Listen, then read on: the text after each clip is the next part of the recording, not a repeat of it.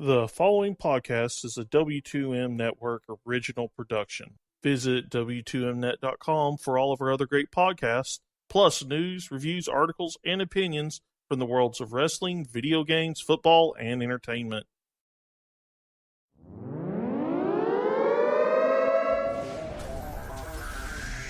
Wrestling to the Max, Monday Night Raw, Review.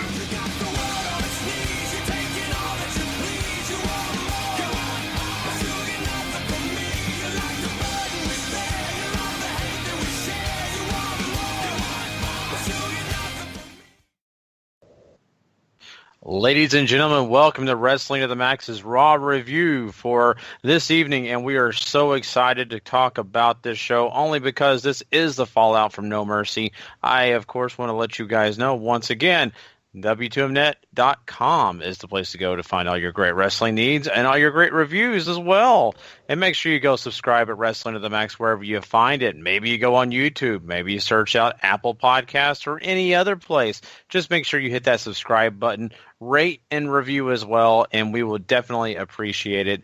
Tonight, I am your Gary Vaughan, your host, and with me is not Paul Leeser.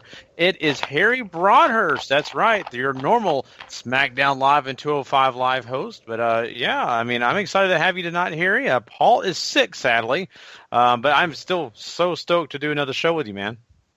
There are those that would argue that Paul would be sick normally, but that's beside the point. Yeah, happy to fill in for him. Yeah, I know. But it's kind of funny the way it's worked out. I'm still trying to get over a little sickness myself, and Sean and Paul both came down with sicknesses following No Mercy last night in the show we did. So apparently, I am patient zero. Well, given the finish to the last two matches at No Mercy, I can see how that made them sick. Yeah. I'm not going to argue with you at all on that. So, but yeah, I mean, of course, if people did not get a chance to hear it, we did do a No Mercy review show last night, Paul, Sean, and I, and it was fun. I think me being sick made me a little loopy at times, but those guys did a great job, even if I was kind of nutso. But hopefully tonight I'm a lot better, and of course with the help of Harry, it's gonna be fun. Well, not only did you guys do a No Mercy review, myself and Patrick did Wrestling Unwrapped Reacts for No Mercy as well, also available on the W2M website. Good job there, and that's right, and what a wonderful review you guys did. I got a chance to listen to it, and that's what's so fun, and what's so great about W2M.com. You can go and find multiple review shows, and trust me, all the wrestling content you can handle. So, but let's jump into this Monday Night Raw tonight, Harry. We've got one that, I'm really curious about a lot of the things going on this show that you have an opinion about, and of course I'll share a few things that I think as well. We started this show out with Miz TV, just like we got promised at No Mercy, and Roman Reigns is the guest. And really, honestly, this is normal Miz TV stuff, right? I mean, you get, Miz making snide comments at Roman Reigns, and Reigns is making his snide comments and being the funny guy, not just the guy, supposedly the funny guy. And, Miz is basically saying, I'm the only champion in the ring right now, and Roman Reigns is making fun of him, and it's a back and forth. In fact, even Roman Reigns in his, best Southern imitation, I would say, makes fun of the Miztourage and tells, Curtis Axel and Bo Dallas to go get him a bear, things like that. So that was the way that all worked out. In the long run, Roman Reigns wants to challenge The Miz, and so that match will happen later in the show. But Miz decides to walk out of the ring and doesn't really want to fight, and you have Kurt Angle show up and, of course, get a little bit of revenge here for all the stuff that Miz has said about him, and tells everyone in the room, well, you're going to have a match, and so is your compadres. Bo Dallas and Curtis Axel will be taking on Matt Hardy and his son, Jason Jordan. So, talking about Miz TV here, what did you think about this whole thing, Harry, and the way this show started out? I want to give credit to Miz for having the balls to kind of take a snide shot at Lesnar as well, stating that the Intercontinental title was the only singles title on Raw that mattered, mostly because the Universal Champion is traditionally nowhere to be found.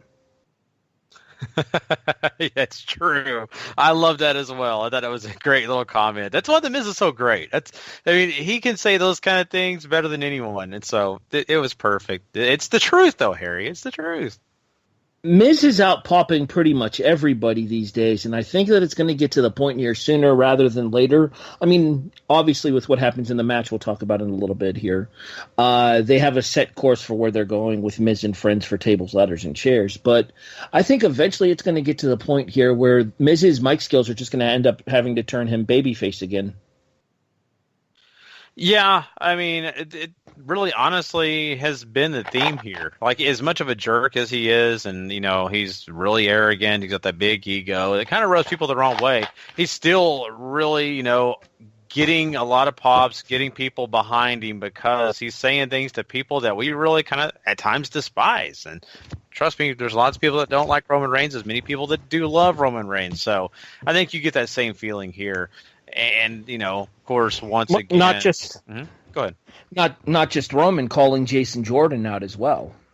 Yeah. Because, obviously, as we've kind of seen over the course of the last couple of weeks, and especially last night at No Mercy, that crowd was solidly against Jason Jordan at No Mercy. Yeah, and, I think that it's a theme that's kind of also happened with a lot of the crowds, especially last night. That was probably the hottest I've heard a crowd boo and just really dismiss Jason Jordan in general. That was a big deal with them. They did not like him. And in other arenas, you do still have the boos. And then there's other people that give him, a chance. He's Jason Jordan. Let's see what he can do. So I think we are leading down that road of Jason Jordan is going to start getting into that heel category sometime down the line. But there's a good reason why you should. I mean, people booing you and booing your dad and all that stuff, that would piss me off. So... yeah. Well, I kind of had this conversation with Patrick yesterday, and I wanted to get your thoughts on this here. Do you feel like they would have put Jason Jordan into a Rocky Maivia situation if they had given him the IC title yesterday, where you would have started experiencing those Die Rocky chants again? I think there's that possibility. Now, it's kind of hard to say it would work out in favor of Jason Jordan like it did Rocky Maivia, but I think you would be getting put in those situations where people would definitely boo him as he came out with the Intercontinental title. I think you get a lot more crowd reactions as well when Kurt Angle comes out, because a lot of people would feel that Kurt Angle basically gave him that, right? They would ignore that Jason Jordan may have earned it.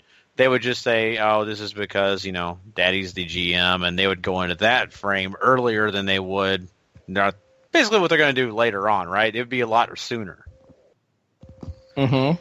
So, I mean, I don't know if he's – right now, Jason Jordan has the heat of Rocky Maivia, though. Right? Rocky really had pretty strong heat with the crowd. We're also talking about a different time, though, where, your crowd intensity was pretty hot compared to what I think we get nowadays. That's fair. I think the fans back then were a lot more dialed into paying attention to the product. But then again, with the 3-hour shows, you kind of can't blame them in terms of attention spans.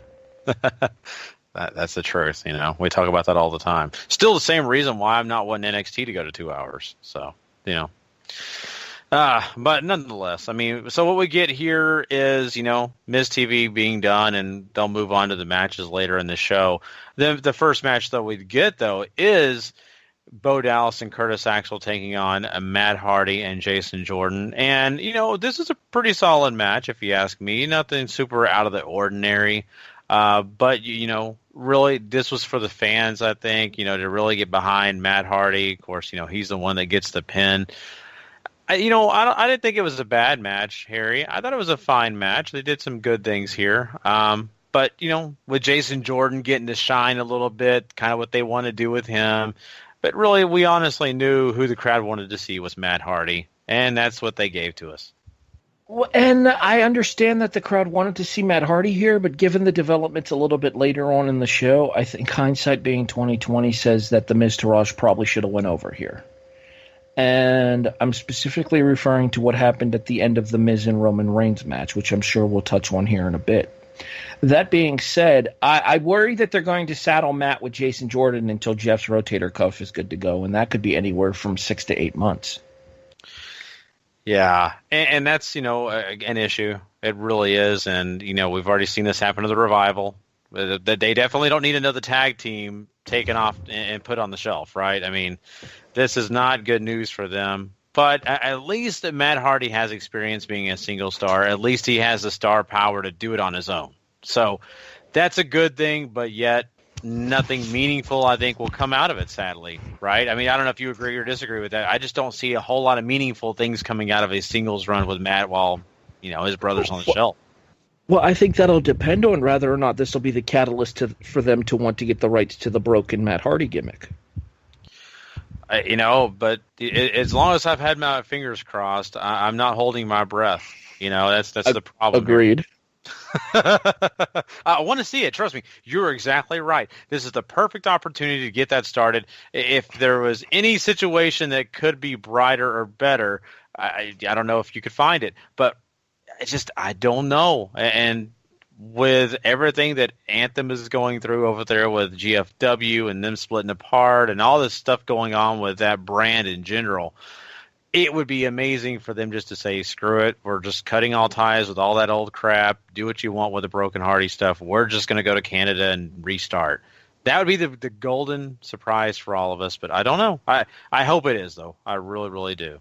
But still, even without it, I think Matt can do some things here. But without the Broken Hardy stuff, I don't see anything meaningful. If he doesn't do the Broken Hardy stuff, then maybe a return to the Mattitude.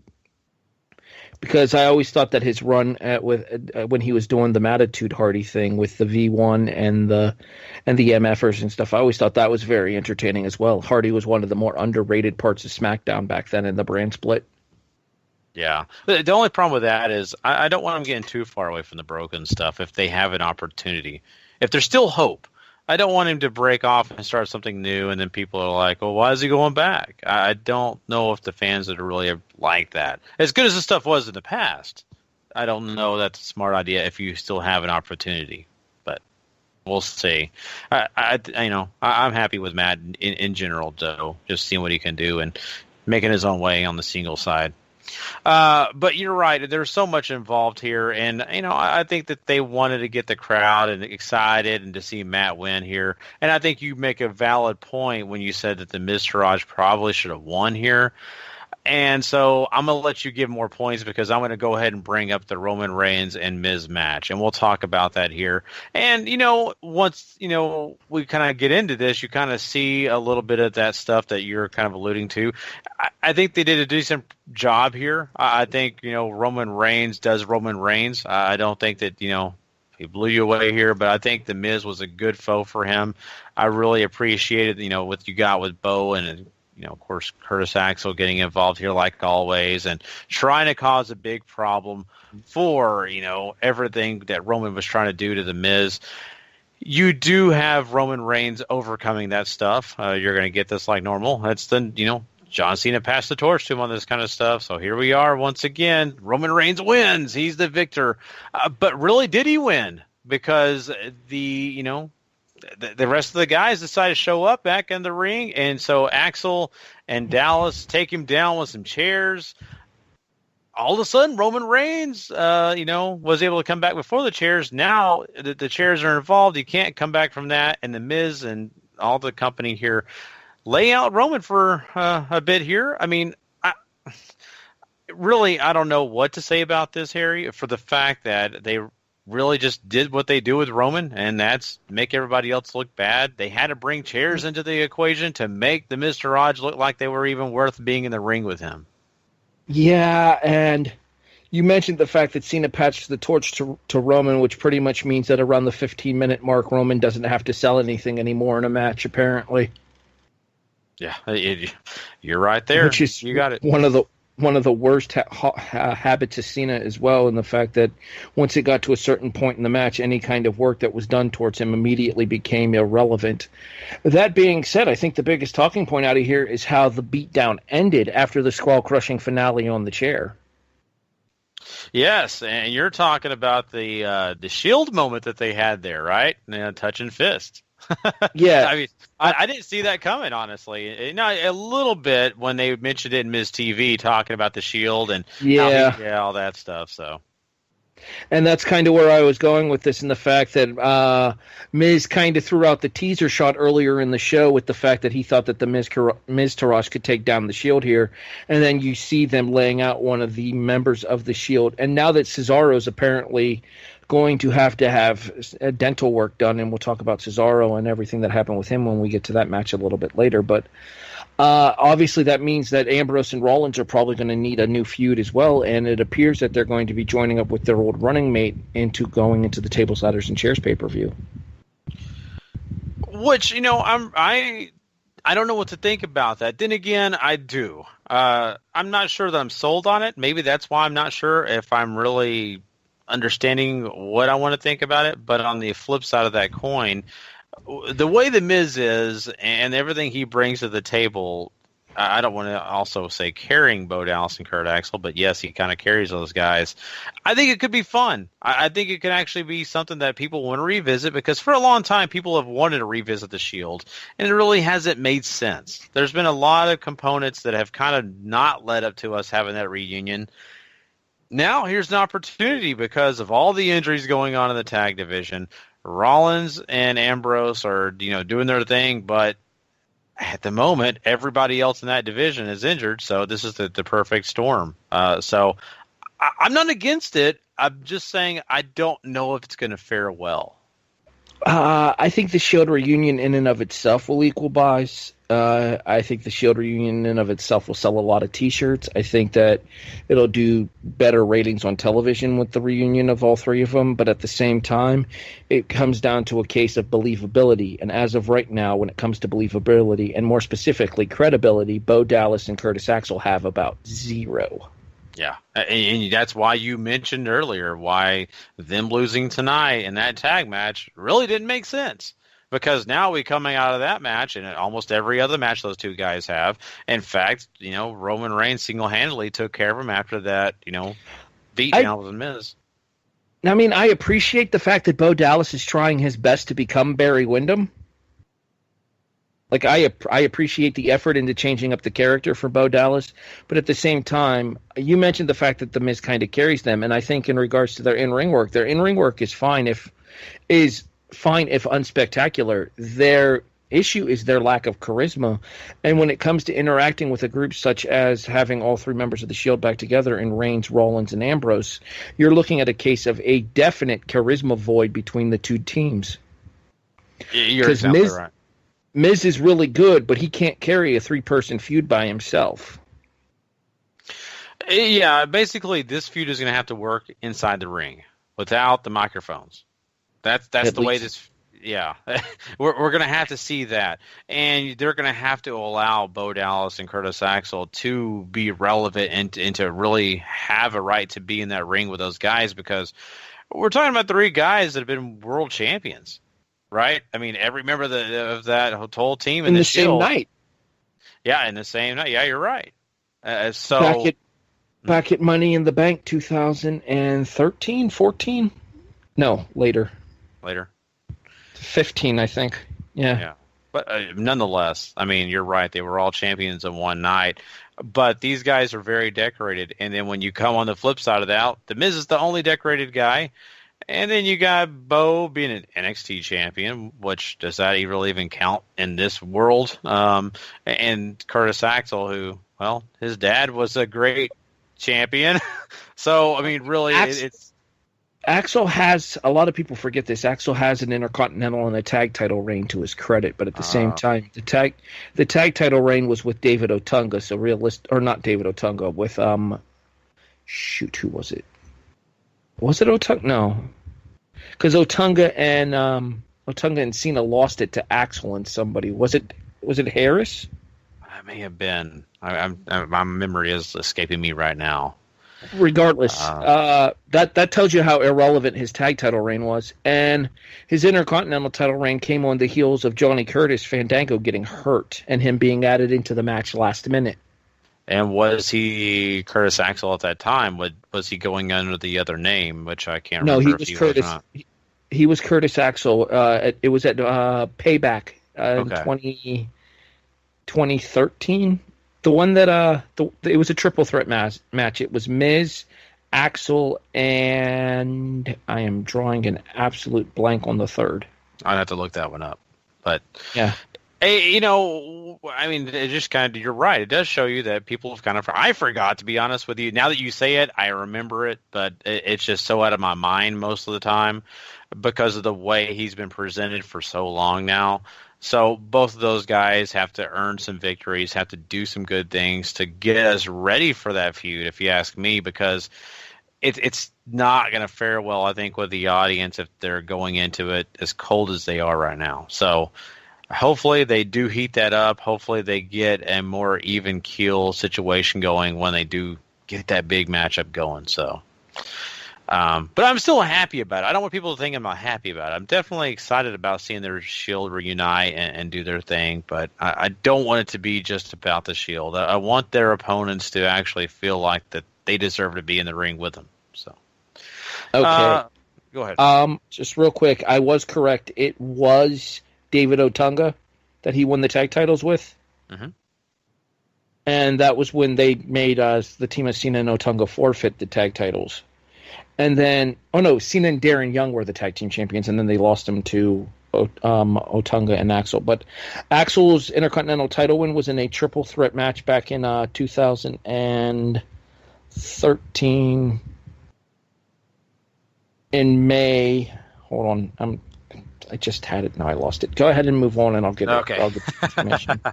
I just had it. Now I lost it. It's not a big deal. So we got that situation going on, and until we get further details on that, whole situation. Wade Barrett. There you go. So, well, let's move on and talk a little Elias. And the biggest question with most people is, do we walk with him? And I think he still has not got that answer. But what we do know is he sings, and he sings a little bit of Apollo. Yeah, I knew you would, Harry.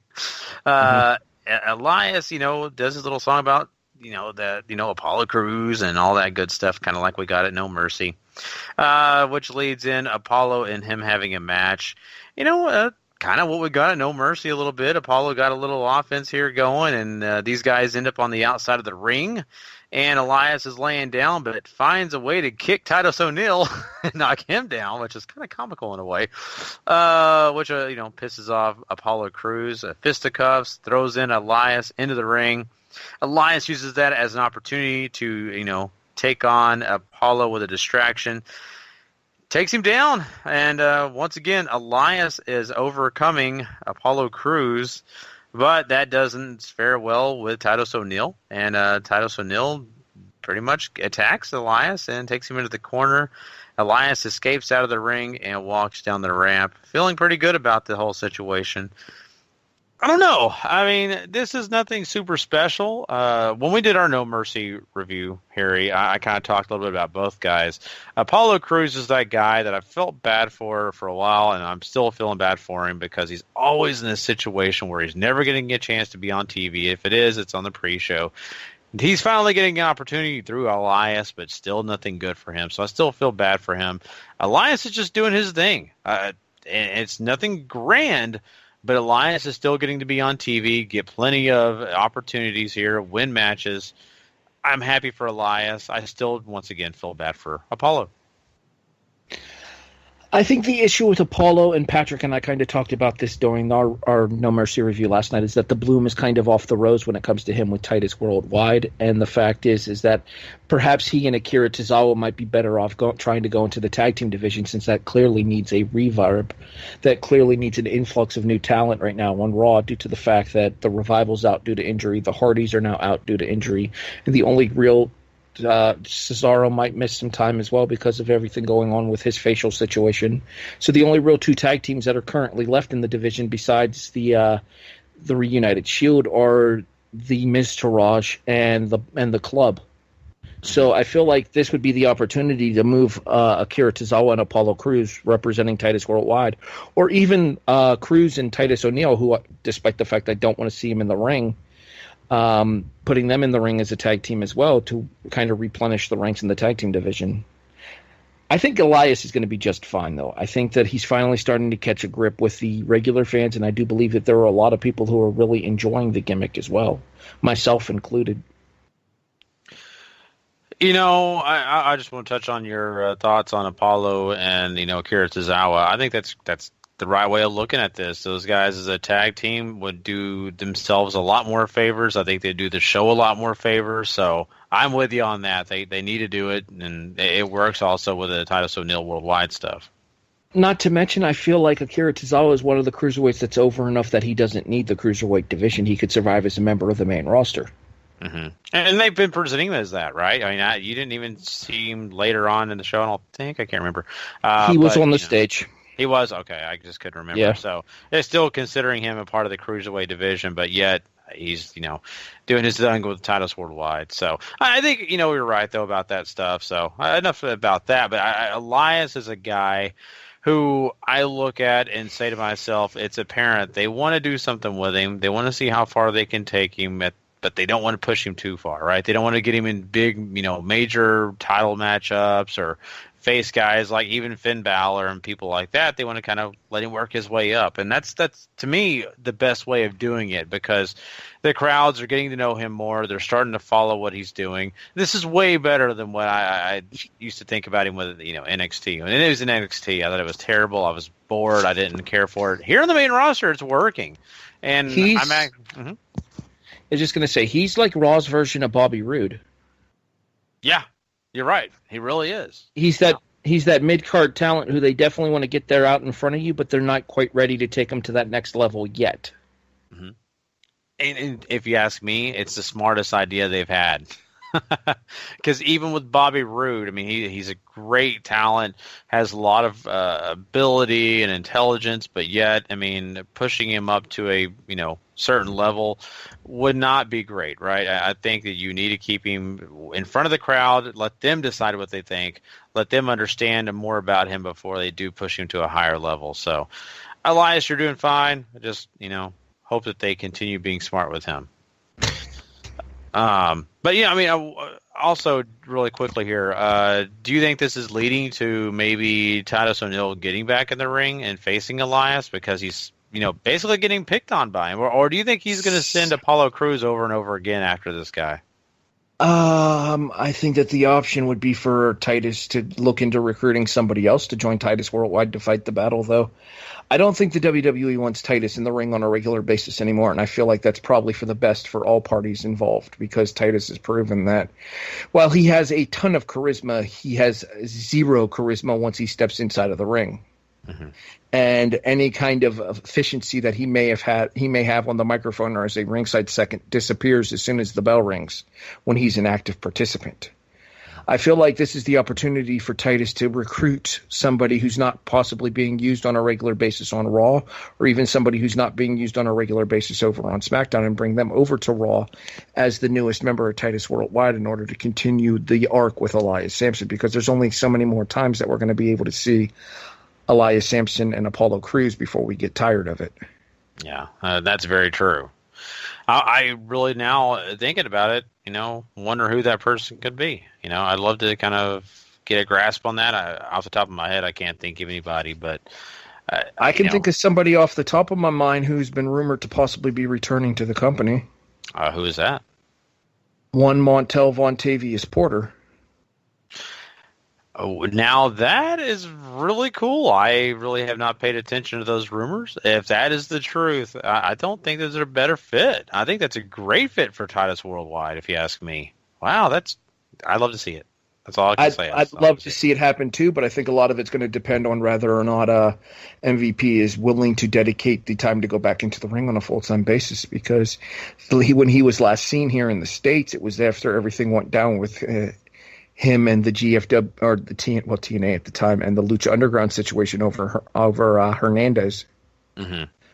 So he's somebody that would be a fresh face once again to the American audiences, similar to the same way that Shelton Benjamin's return has kind of boosted SmackDown.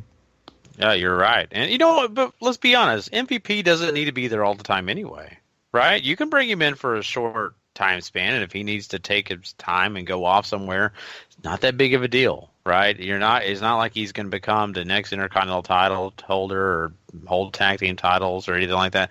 I think you're bringing him in here to get some, crowd reaction, to get some of those old fans to pay attention to what's going on, maybe boost the ratings a little bit more. that's fine. I'm okay with that. No problem with me. So I really hope that happens now. Now you've got my hopes up all, Harry. If it doesn't happen, I'm going to be all upset at you. So That's nothing unusual. Somebody being upset at me. So we'll That's move pretty on. much. That's pretty much Sean's modus operandi on Tuesdays. Yeah, so I'll leave it to Sean for sure. But yes, let's talk about something else that happened in this show, and we talked a lot about the tag team. So I want to touch on that real quick before we move on, in order here. Let's talk about what we had here tonight, and we talked about Dean Ambrose and Seth Rollins a little bit here. We did have a match with Rollins and Sheamus tonight. Of course, Ambrose had the night off technically. We'll talk about him a little later too, but I want to mention this Rollins match really quickly. So Rollins and Sheamus have this match and do their thing here. Have a pretty decent match. We've actually got a chance to enjoy these two tag teams face each other. So when we see them in singles matches, it's usually just as good. And I think they did a fine job here. Still not a fan of that knee finisher by Rollins, and he uses it to win here and beat Sheamus. But it is what it is. We're having that go down, and then of course, we'll talk about some of the other stuff. But I just want to mention about this match. What did you think about that match overall? Were you happy with it, Harry? Well, the issue with Rollins' finisher, with him using the Omega style V trigger as his finish right now, is the fact that this is already his fourth finishing move in the WWE. And that's not something you traditionally see in this day and age, is somebody having to change their finishing move so many times. I mean, he's gone through God's last gift, the curb stomp, and the pedigree before getting to the V-trigger. Yeah, that's what's bothering me too. And here's the thing. We have those wrestlers like Dean Malenko and other guys that have been called, the man of 1,000 holds, those kind of references. And now it's going to be Rollins the same. It's going to be a man of 1,000 hold finishes. So many finishers. Who can name it? When they show his highlight video, whatever, I'm sure eventually he'll have this big DVD set or something like that, and it'll be like trivia question: how many finishers did he have in his career? Right. So and it'll probably be like 15. He actually has had a DVD set released earlier this year. Okay. Well, see, at least the early ones it won't be so bad, but when it's at the end of his career. Yeah, there's that. As far as the match itself goes, first of all, let us officially state for the record, as we said on the show last night, Cesaro, goddamn professional. Amen. And then, the fact that he was even at ringside for this match amazed me, due to the fact that I couldn't even imagine going through what he went through last night. Screw that so hard. No. The match itself is perfectly okay, but I think we become spoiled with the action that we get from these four guys in the tag team matches, that when you see them in singles action against each other, it almost feels like kind of a letdown based on how good the tag team matches are. And I feel like that's a similar situation like what we have on SmackDown between the Usos and the New Day as well. You're not wrong. I still think that they're decent matches. I don't hate them. But they're not as good as the tag matches are. Yeah, and you're exactly right about that. And that formula that makes them so good is not there. And you just get half of the pie, which means you only get half the enjoyment. And that's okay, but you're not getting everything you could. I mean, I'd probably put tonight's match around the 3-star mark, which is perfectly acceptable wrestling. But when you're putting up 4, 4.5, 4, 4.25, 4.5, like the two tag team matches have done over the course of SummerSlam, as well as at No Mercy there, then 3 stars between them in a singles match has got to be considered a little bit of a letdown. And maybe that's just me being spoiled as a fan and enjoying their work in tag team action. Mm-hmm. No, I'm right there with you. And, I look at this whole situation going down and the way that they've had to kind of change things a little bit now. I'm kind of glad in a way because we're getting something new. But on the other hand, it's kind of, sad to see some of these great talents, have to kind of change things and move around because of those big injuries. And, you were right with Cesaro. Man, what a trooper. There's so many people that would have tapped out and said, hey, you finish the match, I'm going to go to the doctor, I'm going to go backstage. And that's not what happened with Cesaro. He's the man. And at least now I know what to get him for Christmas. So It makes me very happy. Oh, grown. Well, the good news is it's live on USA Network this year, so maybe somebody actually will. I don't doubt that that's going to happen. I bet someone will bring 2 front teeth for him. So, but yeah, I mean, so do what? My suggestion, McFoley. Oh God, that'd be so hilarious, right? Him as Santa Claus bringing Cesaro teeth. Oh Lord, it's awesome. God, that's something else. Works on multiple levels too. Mm-hmm. That's very, very true. Very true.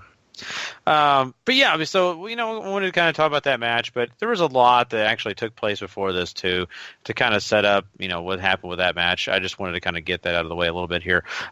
Now, earlier in the night, we had, basically the storyline of Kurt Hawkins, where he's not winning matches, he's on a losing. Do what? The word you're looking for to describe Kurt Hawkins tonight is murdered. Yeah, murdered. Yeah, there you go. But I mean, well, what we have here is he's continuing on talking about his losing streak, who's going to face him, and that murder is really true, because Braun Strowman is the guy that takes him on, and he is completely killed, thrown through, chokeslam through a table, power bomb to that, a digital board. I mean, it was just disgusting, which was actually very pleasant at the same time. But Braun Strowman is still pissed, and, he's angry, and he demands an actual opponent, which is hilarious. Well, the guy that we get is Dean Ambrose. He's nuts. He's injured still from that big match he had last night, and he's still willing to come out here and, does Dean Ambrose right. He's that lunatic. He gets away from Braun. He finds ways around it. They have a decent little match here. I think it was fine for what it was. But Braun Strowman's going to come away in the end, right? And that's exactly the way it works out, It's just too much. What's up? Yeah, they gave Dean a couple of hope spots in this match, and the tornado DDT on the floor looked really good, in my opinion. That being said, though, this was kind of just there to rehabilitate Strowman after the loss to Lesnar on Sunday night. And I think it was a good job of doing that. There's so many of the guys that could have chosen. I think it would have been a letdown. I think Ambrose is kind of, honestly, the right formula for that. I really felt like he fit in here. I feel like I want to see Strowman team up with somebody and go after the tag titles now, because that could be fun. Oh God! I mean, just to think about that. I mean, does he really need a tag partner? I mean, come on. All right, that's probably fair. I just sit here thinking, who's going to be that guy that's going to be like, hey, Braun, I'm going to be your tag partner. Okay. You know who I think would be awesome as his tag team partner once he gets over being injured? Who's that? Samoa Joe. You're talking about murdering people. The tag team. Yeah, just have them run over people in the tag team division. I can already picture the name of the tag team, 187.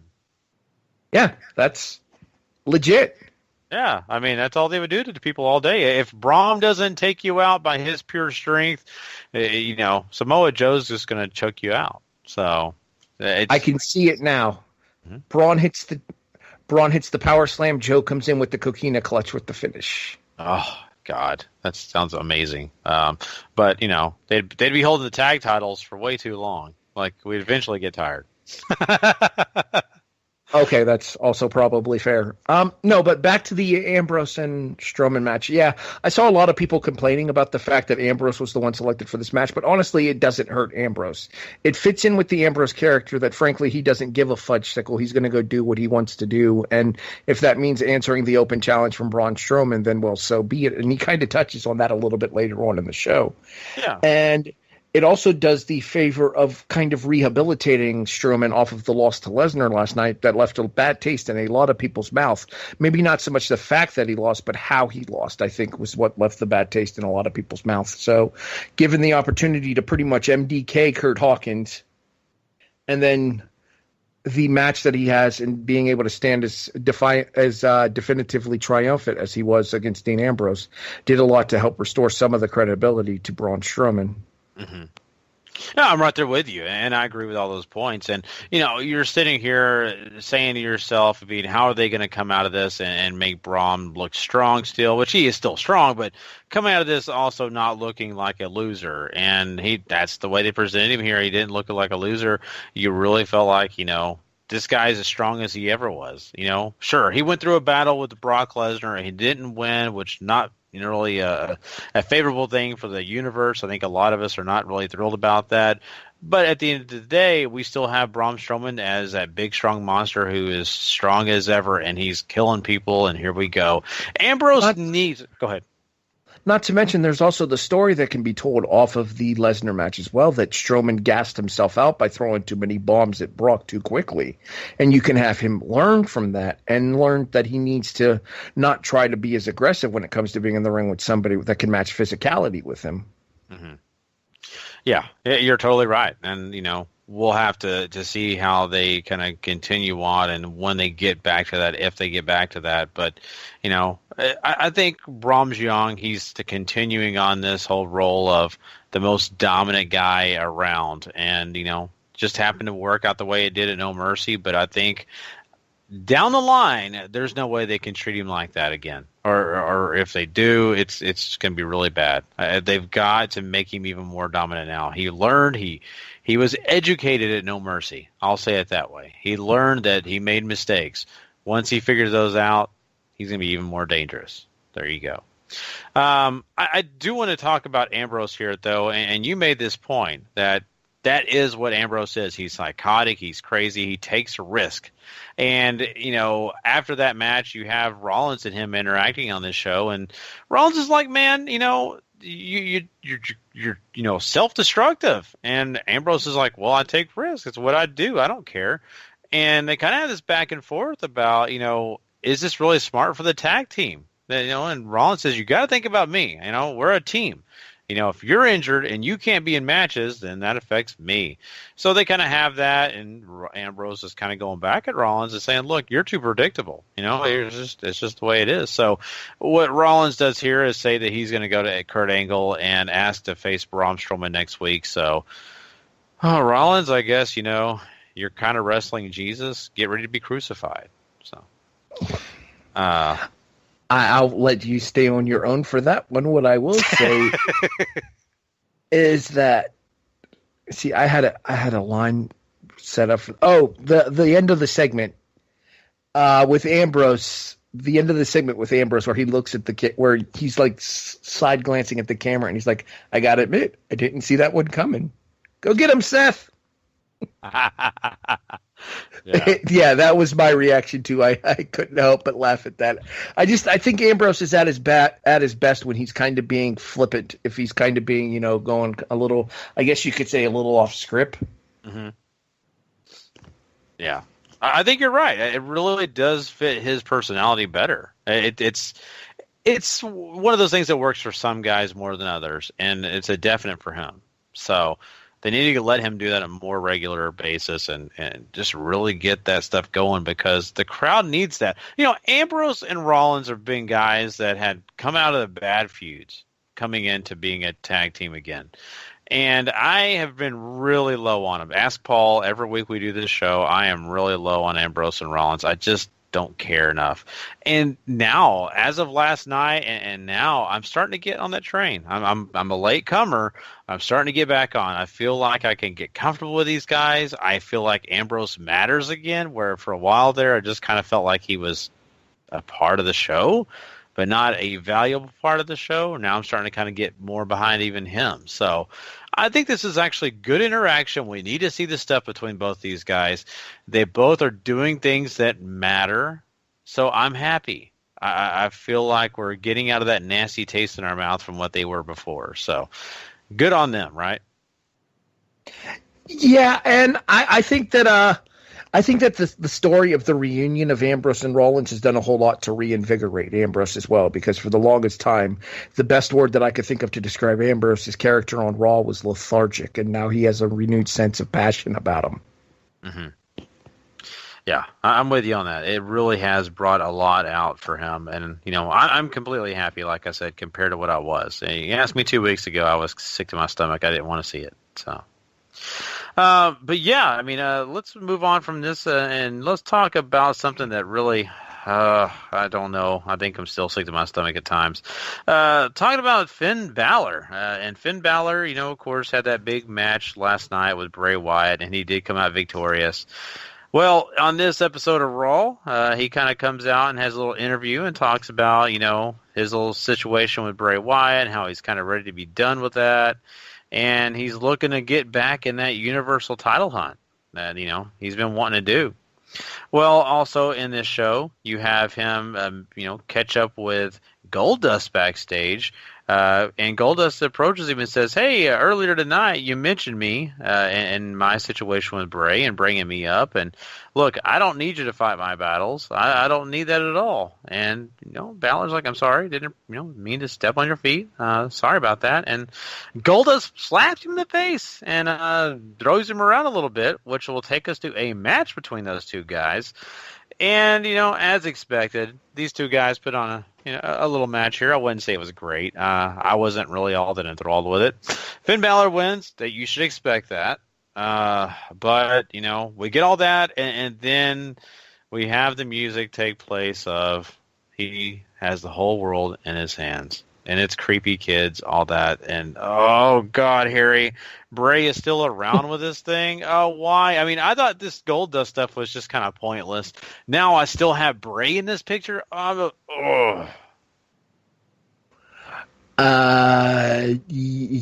Verbatim what Gary just said. Copy and paste, move on. So there you go, everyone. You don't have to even hear us talk about it now. It's probably leading to a tables match based off the fact that they used the announce table for a spot at No Mercy. And the tables match at TLC will probably be the blow-off with the coup de grace through the table. And then hopefully Balor can move on to better, if not bigger, things going forward into Survivor Series. I hope so. It's just every time I think Balor is finally away from this, he's sucked right back in. I'm sucked right back into not caring about Finn Balor, and I hate it. I hate it a lot, Harry. I want to care about him. I want to get behind what he's doing. It's just it's a black hole, and it just sucks. So, I hope you're right, though. I hope they do blow it off. And this Goldust stuff, all of a sudden I like Goldust more than most, so I'm actually okay with letting Goldust interact with Balor here and having them have a somewhat competitive match. Now, granted, Balor puts him away relatively simply with the coup de grace, but at the same time, I still think Dustin has a lot to give the world of professional wrestling, and I think him working with people like Balor is going to do a lot to help Balor with his psychology as well, because Dustin just has so much experience in wrestling and so much experience working live crowds and stuff. And one of the issues is that I think the issue for Balor is that he doesn't connect to crowds once the bell rings. Mm-hmm. Yeah, and he's too much wrestler, right?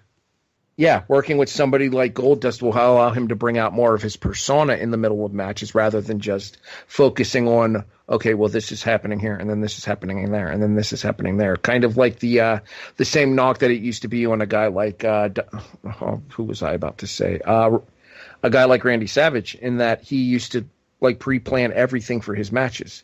And I think you can kind of see a similar tactic in a guy like Balor, in that he's very, very set in his match ways.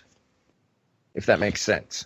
Yeah, it does make sense. And, I can understand that point. I look at Balor as a guy that has really a persona about him, but yet the charisma is still working its way out of him. And I think even in the ring, his way of kind of connecting with the crowd, like you're saying here, has not always been there. It's just, hey, watch me wrestle, and not, hey, you're a part of this. And I think that they've been trying to really work with him on that. I noticed a lot of it at No Mercy. I really did. I noticed a lot of the looking into the crowd, making hand gestures, things like that. That really I've not seen a lot out of Balor. And even the little stuff like the way that he was selling the ribs after the Uranagi on the announce table too. Mm-hmm. So the fact he's doing more to attract people into caring about his matches rather than just going out there to steal a phrase and part of the language, getting his shit in and then going home. Yeah, that's the truth, though. It really is, and Finn Balor, has been a great talent for a long time, away from WWE. Coming into WWE, still a great talent, did great things at NXT, but now on this main roster, he's trying to find his way because, well, there's all those little intricacies you have to have on a show like Raw. It's entertainment, right? It's big time entertainment. This isn't just wrestling. It's entertainment, and we got wrestling involved. And that's the way sometimes it gets presented, and so he's got to present himself that way, and he's trying to do that. His sports factor is just fine. His entertainment factor between the ropes needs work. Yep, you're exactly right. So there you go with that. Mm-hmm. The ability to connect to crowds will do nothing but serve him well in the long run, specifically when he's just Finn Balor and not the Demon. Yeah.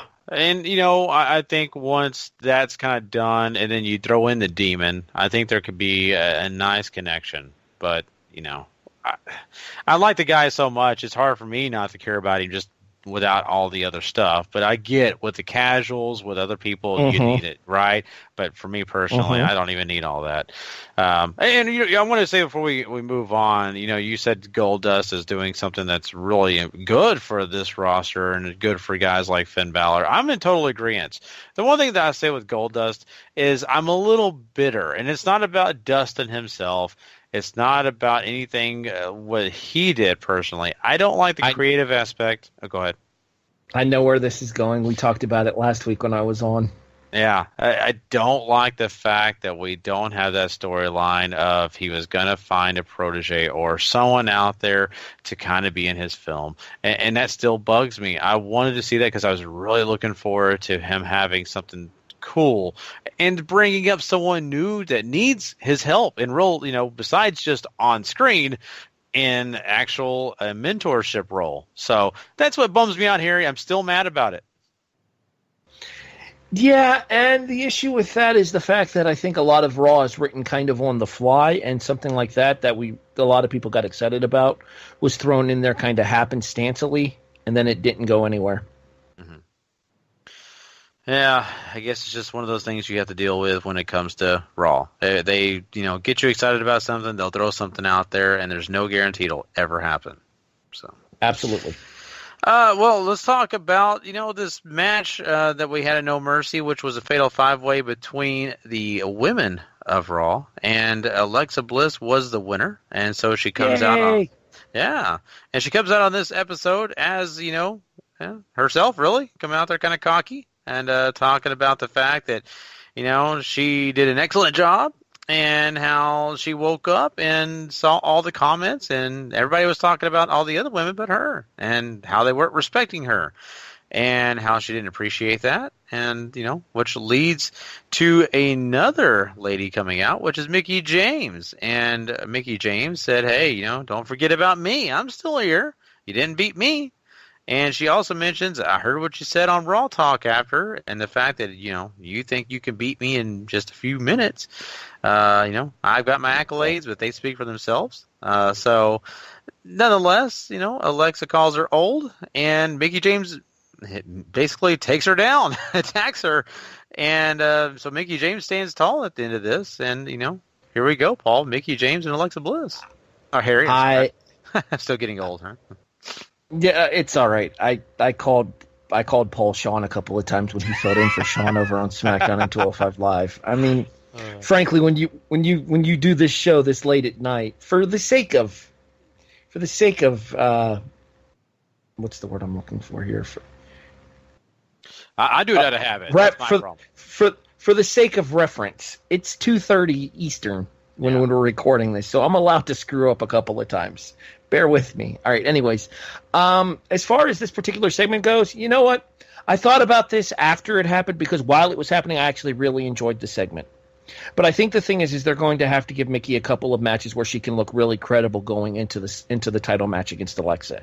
And the reason I say that is because the last time we saw Mickie on television, she was getting beaten in 2.5 minutes by Emma. That is very true. I love Mickie James. I've always loved Mickie James. I loved her work in Ring of Honor as Alexis Lurie. I've loved her work in the WWE. I've loved her stuff since she's returned to the WWE. I even kind of tolerated her stuff in TNA. She was one of the reasons TNA was worth watching for a while. That being said, though, I think at this point, Mickie finds herself in a similar position as Goldust does, that she's there to help these women develop. And any chance for us to buy her as a credible threat is going to happen in the build-up to this match. I think the match could be excellent, but I don't buy for a single second that Mickey's going to be the one to take the title off of Alexa. Yeah, I think you're right, and I think a lot of the people kind of see the same thing. They believe that, she's a credible opponent, but her actually winning a match when it comes to, the title, that's not going to happen. It's all hopes and dreams if you're just a Mickie James nut. And I think, for the most part, all that matters is that she does help develop, Alexa Bliss and the rest of these young ladies on the roster. And I think it's a credible feud, though. It's something to kind of give you that transition factor that you need until you get to that next big match for Alexa Bliss. And, of course, that's going to be Asuka at TLC, right? And Asuka can't get in the ring right now. I'm sorry? No, I don't think it's going to be Asuka at TLC. I think you slow burn Asuka to the women's title. You keep her away from the women's title for a while. I think Asuka's going to debut at TLC against Emma. Oh, okay. That's fair enough. I was just wondering if they were going to hotshot Asuka. I kind of imagine them just saying, she's immediately going to get a title shot. Longest reigning NXT women's title holder. Why not? But you're probably right, too. Either way, maybe that's the reason they're slow burning, too. Maybe, Mickie James and Alexa Bliss have a big match at TLC, and that takes a little longer for us to get to the Asuka stuff. But I could see them doing something along the lines of Mickie and Alexa have their women's title match at No Mercy, or not No Mercy, at TLC, and then Asuka comes out and stares down Alexa after the match. Yeah. I mean, and if that's the slow burn, that starts that whole build and getting us to that next point. I mean, I'm okay with it. I'm game. I just feel bad for Alexa when it comes to that point, because basically her death warrant has been signed. So it's going to be kind of crazy. I think the money match to build on Raw, unfortunately, though, I can actually say I don't wish to see it. I think the money match to build on Raw for the women's division would probably be Asuka and Sasha Banks, because it's the only one of the main matches that hasn't happened previously in NXT. Asuka's faced Emma in NXT. Asuka's faced Bayley in NXT. Asuka's faced Nia in NXT. Asuka's faced Mickie in NXT. Asuka and Sasha have never met one-on-one. So I think that's the money match to build to, probably going towards WrestleMania for the Raw brand. So I wouldn't be surprised to see either Asuka or Sasha be the one to take the title off of Alexa going up towards the build to WrestleMania, and then possibly Asuka walking out of WrestleMania as the Raw Women's Champion. Mm-hmm. I think you're onto something there. I just worry, and the reason I worry is because a lot of times they don't even know what NXT is on Raw. So that's fair. I don't even know if there's a lineage in their minds. So let's just hope that they do pay attention and do look at that history and go with what you're saying, because I'm on board for that. I really would love to see Asuka, Sasha Banks. I think it'd be a great match. It'd be a lot of fun to watch. It'd be something new, because you don't have any tape, like you just mentioned, to go back and look at, right? And you don't have any of that stuff where people could say, well, they lost, they won here, da-da-da-da. I think it'd be nice to see. A nice treat. But nonetheless, we, of course, will have to continue and follow what's going to happen between Mickie James and Alexa Bliss. But what we do know is in this show, we do have Sasha Banks and Bayley backstage talking about what happened at No Mercy.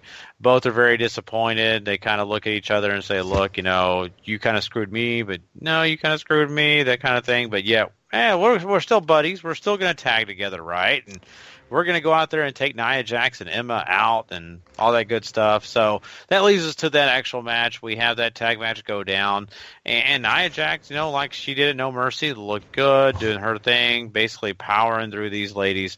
But in the end, they're able to get her out of the ring, get her away, and Emma is the legal person in the match. And basically, it comes down to Bayley pinning her. And so that's what happens here. It's a nice what do you call it, a connection between Sasha Banks and Bayley. They both basically do a little finisher on her to complete the match. And Emma once again becomes the fifth wheel. Takes the pin. Doesn't look great coming out of this whole thing. It is what it is. What did you think about this whole thing? I'm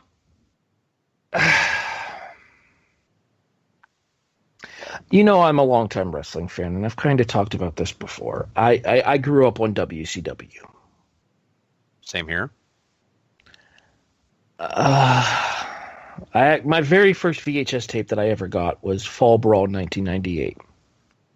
So I'm about to kind of tie this storyline into one of the storylines at that show. You know what my issue with the situation with Bayley and Sasha is? What's that? They've kind of turned it into the Steiner brothers breakup. You know what? I really never thought about that. It does seem familiar. It's been teased for so long that, frankly, I don't care anymore. You're not wrong on that, though. I mean, because they keep teasing it, and it's become something that we talk about all the time on our shows. I know Paul has alluded to it plenty of times about how Sasha and Bayley, when they finally get their big match, at WrestleMania or, wherever else, it's going to be something special. But I'm with you. I just don't know if I care. It has been teased too much. In order for them to have a special match, though, you actually have to pull the trigger on the match happening. And the issue with that is to put this into perspective, back in 1998 WCW, Scott Steiner turned on Rick Steiner back in February of 98 at Super Brawl. They did not have their first actual one-on-one singles match until Halloween Havoc. Wow. See, and I kind of forgot about that. So, wow. And there were 3 different pay-per-views in between where the match was announced that it was going to happen and then didn't. You can't do that to your fan base. You can't keep constantly saying, "Oh, you're going to get this match here," or "Oh, we're going to get there. We're going to get there. We're going to get there. Pay attention," and then you never get there. Mm-hmm. Yeah. That's true. I agree with you, and I think a lot of other fans would agree with you as well. I mean, I think that this is something that they care about and they want to happen, but I think fans are over it a little bit. They just we keep hearing about it. We keep hearing about it. No payoff. They're ready to move on to the next thing. They don't even want to see it now. So I think when they do actually get that match and they find a way to get into that feud, it's going to have to be pretty rough. They're actually going to have to be pretty physical. They're going to have to sling some major mud for us to get back and be invested in it. Because at this moment right now, we just are not really caring a lot. And that's a big problem. So. But yeah, I mean, this will be interesting to see, how they do continue on with all this stuff and the way they're going to present, of course, all, for these women, because now they're not going to be in that picture and Alexa Bliss has moved on and they're going to have to find a way to stay relevant and stay around TV and have these meaningful feuds and matches on Raw in between this stuff going on. So we'll, continue to follow that. But what we do see in this show, and I want to make sure that I don't miss anything else that's big here. We kind of talked about a lot of the other stuff that's gone down. We have Enzo Amore asking for a celebration. And this celebration was asked for earlier in the night, and Kurt Angle says, sure, I don't think he doesn't really want to do it, but he's like, okay, yeah, whatever. You can have your celebration. And then later on, you have Enzo approaching Angle and says, look, goes, I'm walking around here. I'm getting a lot of the jealous looks and things like that. And basically, I want a no contact clause in my contract because everybody else around here wants to touch me. They want to come beat me up. I don't want that to happen. Put that in my contract so no one can hit me. And if they do, they forfeit a chance to fight me. And then from there, you get, Angle agreeing, but saying, you're annoying. And he's not wrong. I'm right there with you, Angle. He is super annoying. And of course, we get the celebration later on in the show. Certified G jersey gets, revealed. Enzo does all this, silly stuff. And then you have Enzo basically tooting his own horn, right? Doing all that stuff, saying Big Cass was, being held up by him and all that. Before we get to, all the rest of the stuff, has Enzo already annoyed you before we get to this other part? Harry? I guess I lost Harry here. I don't know what happened. But anyway, I'll just kind of continue this on, and I'm sorry. I was kind of depending on Harry here to kind of help, me talk because I was choking to death. I've been sick. And so anyway, at this point, I myself am personally irritated because I am so sick of this Enzo thing. I've been sick of it for a long, long time. So what we get here is we have Enzo, there you go, Harry. You're back with me, man. All right. Is it just me, or did Enzo kind of turn heel tonight? Well, he has, and that's what I'm alluding to. Because at the point where I'm at right now is we got that certified G, whole picture frame and all that, and he's just annoying us. Mm-hmm. Yeah, not only that, but the way that he was cutting the promo, how he was cutting it, the way that he was kind of talking about the fact that there are people that are turning against him and he doesn't care because everybody else is turning against him. So why should he care if there are a couple more haters? Yeah, I mean, you're right. He's basically calling out everybody in the crowd. He's calling everybody out in the locker room. He's basically just tooting his own horn this whole time. And, he's already got that, flavor about him where you're just kind of like, oh, God, you are too annoying now. It was kind of cool when you had Big Cass and you had someone to play off of, but now it's gotten to the point where I kind of understand where people were coming from when people didn't like you. Now I'm right there with them. And, that also brings out the point where he turns heel like that, but you get it even more because, the entire Cruiserweight division comes out, and they're all staring at this guy, and Enzo goes on and just tears each of those guys down, just making fun of him, which I don't know if I really agree with, but, I mean, they do it anyway. So he's tearing them down, and Neville comes out, and Neville's like, look, everybody on the stage actually said that they would be willing to have you a part of the division, and you're over here tearing them down. Like, I don't understand this, but the one thing you got to know is, I don't care about you, and I don't really even care about them. But, I mean, you have to understand that, people are standing up for you, and you're acting like this. And, with Enzo and the way he showboats, doing the whole nana boo-boo dance that he does, in the ring, because no one can touch him. Neville doesn't care. Neville attacks the guy, which I think is cool. I especially love the fact that we have Neville take that piece of paper, shove it in Enzo's mouth, and then kick him in the mouth. Oh, that was classic. It was great. I loved it. So I like a lot of this, Harry. I like it for the fact that you have, Enzo really doing what you said, turning completely heel here. But on the other hand, you kind of root for the evil Neville, the evil king himself of the Cruiserweights. You're kind of rooting for him. But it also gives an opportunity to the rest of those Cruiserweights, every guy on that stage now, doesn't have to deal with Neville because Neville just took himself out of the title picture. Now all those guys had an opportunity to face off against Enzo Amore, and I appreciate that. I'm actually kind of hoping Neville took himself out of the Cruiserweight title picture and put himself right into a different title picture, specifically the Intercontinental title. Oh, my God. And I wondered that too, Harry. I really did. I wondered if they were taking Neville out of the picture to moving on to, I don't want to say bigger and better things, but yes, bigger and better things. 100% bigger and better things. Because I like the Cruiserweights. I don't like to disrespect them.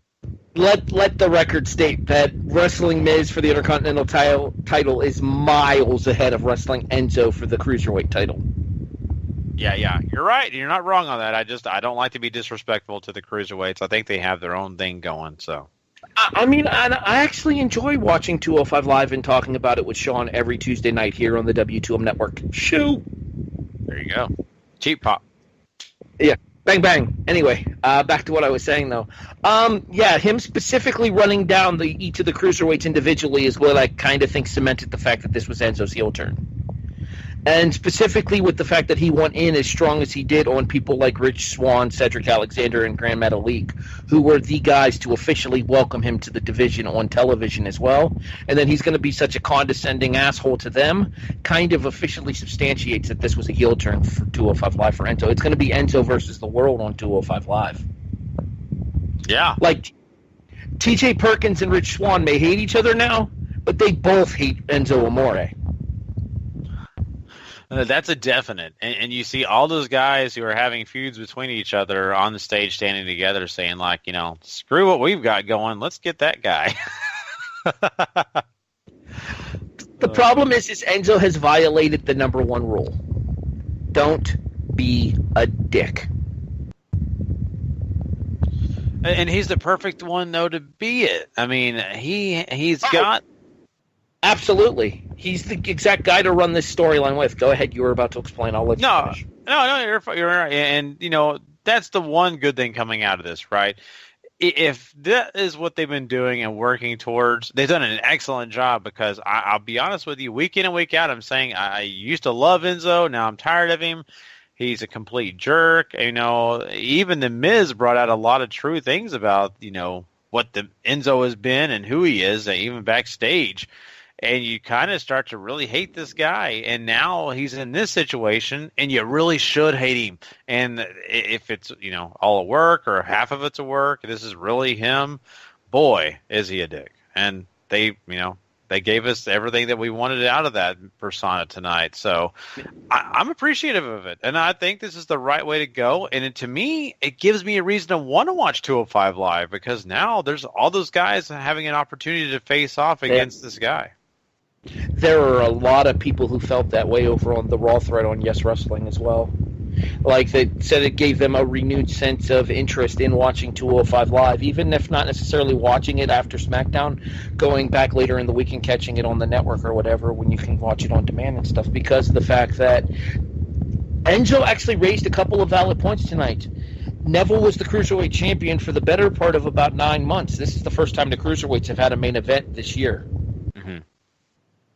So, I mean, it's a valid point that Enzo was raising there, and the fact is that Enzo puts eyes on the Cruiserweight division. Enzo raises interest in the Cruiserweight division. The fact that he's coming across as such a condescending douchebag while he's saying it is what adds the intrigue to it, because of the fact that you have guys that are all substance and all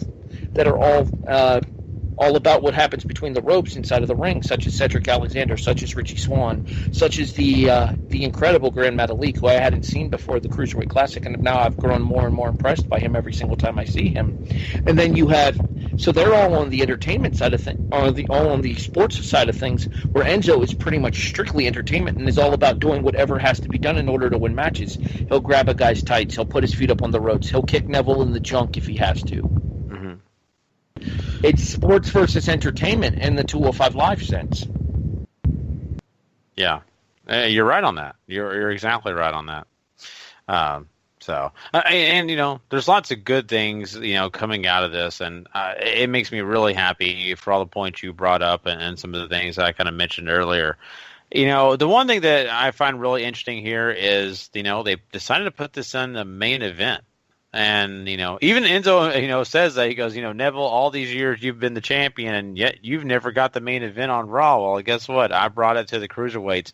That was another kind of a cheap thing, but it's still kind of the truth. But not only that, I was a little surprised that they did that. I think not to mention he brings up the fact that he sells more merchandise than the other guys have ever sold combined, and he's not wrong there either, because the only one that really has any merchandise from the Cruiserweight division was Neville, and then I think maybe Cedric and Rich Swann and TJP might have had a shirt or two down the as well, but Enzo's the guy that has the merchandise available, and Enzo's the guy that frankly has sold a ton of merchandise from his team with Cass as well as an individual. Mm-hmm. Yeah, I mean, it's the truth, and I'll be honest with you. The shirt he has out now right now is not a bad shirt. You know, I kind of like that, the soft shirt. You know, so I mean, all valid points, and all really, to be truthful, you know, some things that I think people need to evaluate and really consider. And so, you know, at the end of the day, I think this is kind of cool that they gave the main event spot to the Cruiserweights. I think it's something that, if you would have asked me, would this ever happen, I'd probably say no. So, really cool for them. I'm really happy for them in general because that means that they do want people to watch 205 Live, and they are paying attention to the Cruiserweights. So, well, not to mention, I think that the opportunity to do this here as well is the fact that, let's be honest, the third hour of Raw doesn't necessarily draw the greatest ratings anyways. So why not take that chance and give these guys an opportunity to see if they can keep at least some level of interest in their segment? Let's find out how much of a draw Enzo Amore really is here. Mm-hmm. Yeah, that's true as well. So we'll have to look at the numbers and see if really it does matter, and if people did stay tuned in or left. But I'm just happy that we got some good things in the main event, even though it wasn't Roman Reigns or anything on that front. So, but yeah, I mean, Harry, anything else you wanted to bring up about Raw? Because that pretty much rounds out our show. I mean, the only thing we have left to do on the show really is rate it. No, I can't think of anything else that happened on the show that I wanted to discuss here. I will say that the fact that they're doing the signed to championship belt for Connor's Cure is pretty cool. Yeah, that really, really is awesome. And, it's you hate to say this, but I'm affected by this right now. And, Connor's Cure is a big deal. And I kind of feel bad. I don't usually prop it up enough, even on our shows, but I really think people need to look at that, need to donate money, need to understand that this stuff really does affect people's lives. And what's up? I was going to say, I'm much more likely to be willing to associate with Connor's Cure than I am for Coleman for the cash. Yeah, I can understand that for sure. In general, though, it's kind of, like I said, it's kind of sad. I never bring that up. But, I mean, Connor's Cure is a really good deal, and I'm really dealing with this right now in my personal life because I got a close family friend of mine who is their son's and has leukemia right now, and I think he's 12 now. And he's dealing with some stuff like that's really life-threatening and really having a tough time. And, I'm getting a chance to see it in front of my eyes. And it really touches me, and it really means more to me now watching this stuff with Connor's Cure. As before, I thought it was nice, but I really didn't put a lot into it. Now I kind of see that this is a really awesome thing, and I'm really happy that they do that. So, really good stuff on WWE for doing this and putting an entire month behind it, The day that those videos were recorded, the Children's Hospital's videos was back in July. It was the night Raw was in Pittsburgh, and I was actually in Pittsburgh for that episode of Raw. So having the opportunity to go back and see these people that are relatively close to me, and Pittsburgh's about an hour away from me from where I live. So I know people around this area that have families affected by this situation too. So yeah, even if you can't afford the prices that the auctions go up to, because let's be honest, some of these auctions can get absurdly outrageous when it comes to pricing. If you have the opportunity to do so and you can support Connor's Cure in order to help raise money for these kids and raise money for the families of children fighting these diseases, then I highly recommend that you actually do so. I second that for sure. Well, let's go ahead and put a rating on this show. What do you think about it, and what are we going to give it tonight? Slightly above average. Nothing stands out as blowaway, but there's nothing awful either, in my opinion. So I'm going to put this somewhere around a 6. I'm right there with you. I think a 6 is a nice number. I think that they did some really good things when it comes to, getting Braun Strowman back in business and doing his thing. They didn't leave it lingering around where he was kind of moping around or upset or – you didn't have Paul Heyman coming out by himself gloating or anything like that. You moved on. You got Braun Strowman going in the right direction. I think Rollins and Ambrose even come into this, and we got a new direction for those guys eventually. I just think overall, outside of Balor and things going on with him, I'm pretty darn happy with most of the feuds and things we got coming out of this. So, not everything we wanted, but I think a 6 is the right number. So there you go. Well, once again, we are done with this episode of Raw. We've had a lot of fun. Harry, I thank you for joining me tonight. You're not a stranger, of course, because you do these shows as long as, I do them, because you do SmackDown Live and 205 Live, and I'm over there on Raw. But it's just a blast interacting with you, man. Every time I get a chance to do a show with you, it's just a treat for me personally, man. Yeah, within the past week, I've done an episode with each of the three members of the show. So I do SmackDown and 205 Live with Sean. Me and Paul teamed up with my co-host Patrick to do the Mae Young Classic, and now I've been here on Raw with you guys for the last couple of weeks too. Yeah, so it's awesome. We're really happy to have you tonight. I'm just going to throw a couple plugs out your way, everyone. W2Mnet.com. Don't forget to go check it out. Of course, you'll get these review shows, our Wrestling to the Max shows that we do, and Wrestling Unwrapped is over there, Harry. You've got some cool things going. You did No Mercy. What do y'all got coming up this week? We return this Sunday night with the 20th anniversary of the first ever Hell in a Cell, as we go back to Bad Blood 1997 for the number one contendership match between then European champion Shawn Michaels and The Undertaker.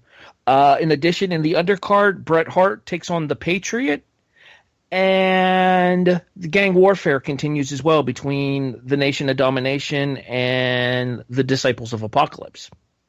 Oh. So that's coming up. That's coming up this Sunday on Wrestling Unwrapped with myself and Patrick Ketza. In addition, if you're a football fan, you can listen to me, Stephen III, and Brandon Biskobing as we present The Kickoff, which is kind of a Pardon the Interruption style debate show, which is different from the game-by-game analytics that Sean and Eric do on Football to the Max.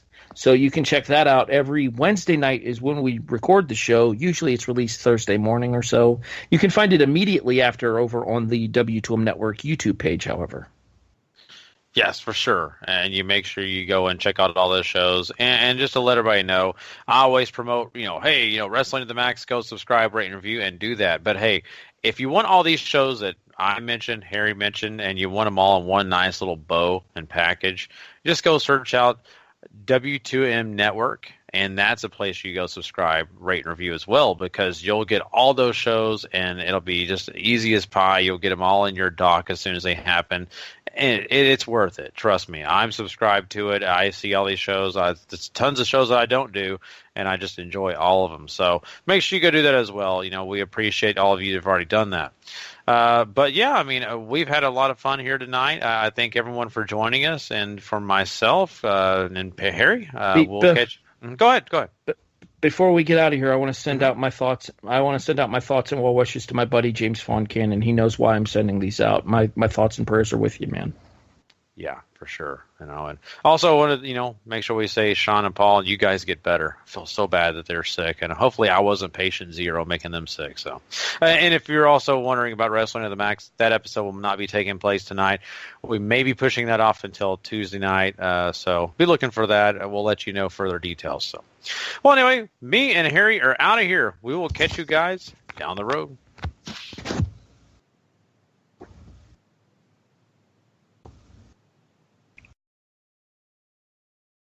The following podcast is a W2M Network original production. Visit W2Mnet.com for all of our other great podcasts, plus news, reviews, articles, and opinions from the worlds of wrestling, video games, football, and entertainment.